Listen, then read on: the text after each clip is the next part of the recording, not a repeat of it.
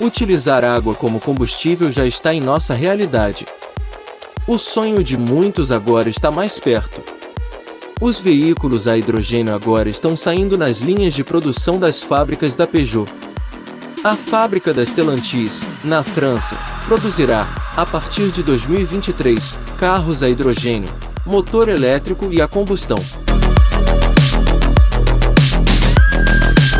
O foco será na produção de veículos comerciais, como o Peugeot Expert, Citroën Jumpy e Opel Vivaro.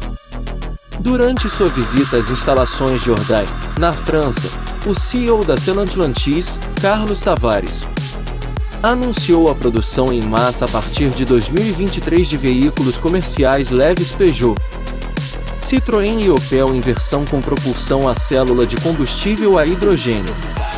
Os veículos K0 com célula de combustível destinam-se a profissionais de transporte de longa distância, que necessitam de um maior alcance de 400 km, de tempo de abastecimento mais curto possível, e sem comprometer a capacidade de carga, 1 tonelada de carga útil.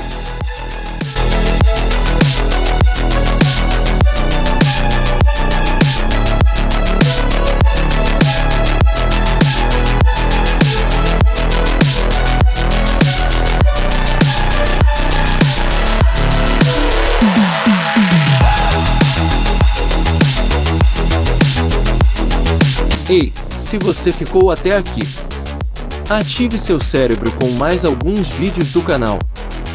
Curta nosso conteúdo e inscreva-se.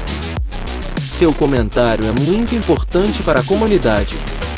A gente se encontra de novo lá no canal com mais novidades.